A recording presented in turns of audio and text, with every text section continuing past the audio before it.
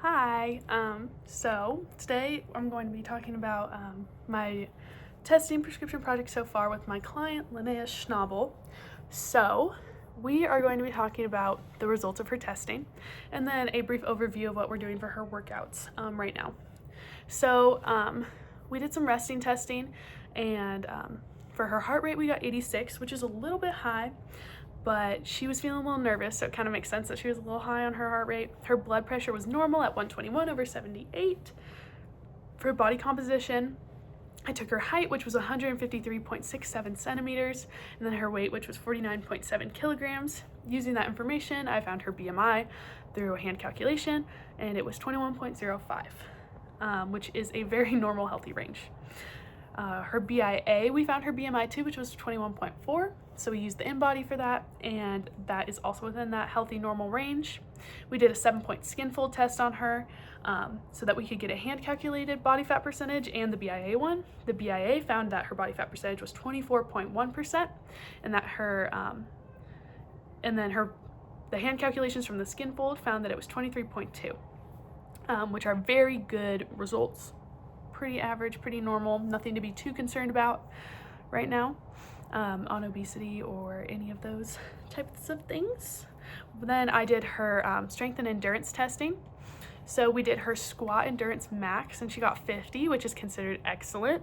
And she said that was a perceived exertion of 12. On that scale that the ACSM gives, it's the one that starts at around 6 and goes to 20. We got her dead hang was 43.16 seconds, which is very good. And then we got her grip strength dynamometer, which was 16 kilograms on the right hand and 12 kilograms on the left hand. Then we moved into her cardiovascular testing. And so we did the Cooper test, and I calculated her VO2 max based off the equation found in the book. And it was 35.28, which is fair according to the submaximal treadmill chart in our book. And for her distance, she went 1,738.092 meters, which is below average according to the chart in our book. And so I wanted to note that she was feeling sick. She considers this day one of getting sick. She has been sick for the past couple days, and she considered the day we did testing day one. She wasn't feeling great. And so I don't believe this to be fully the most accurate testing. And so that's something that I'm going to be noting as I go throughout this, as I plan her workouts, and as I test her at final results. We also did posture photos so that we could eventually hopefully see some progress in her posture going through some more back workouts. So this week, since she's been sick, I've been easing her really easily into her workouts because I don't want to exacerbate her symptoms or make her feel worse. So she wants to get better at running. So generally I'm gonna have her run 2 days a week and do strength training 1 day a week, because for her it's realistic to do 3 days a week of workouts. And so instead of running this week, I had her walk the same distance that she's going to start out running. So I had her walk 1.5 miles at a brisk walking pace, about 3.5 miles an hour. And for her warm up before she did that, I had her do leg openers and closers 8 times per leg. And then I had her do leg swings 8 times per leg on each side. And then her cool down was a 5-minute walk, and then calf stretches against the wall for 20 seconds each leg to keep it within that static stretching goal range.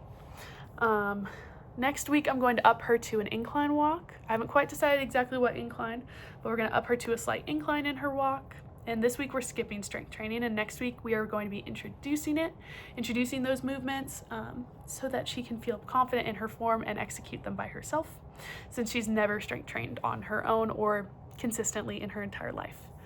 But right now her strength training plan is looking like a 5-minute warm up at 3.5 miles an hour on the treadmill, a 1 set of lat pull downs at 50 to 60% of her weight, at 50 to 60% of her normal weight.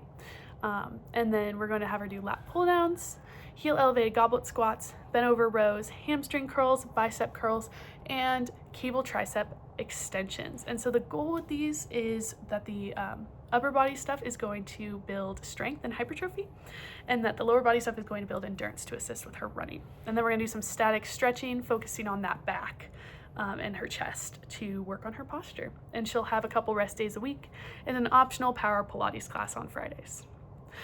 That's what it's looking like right now, and I'll keep you updated as we go. Thank you.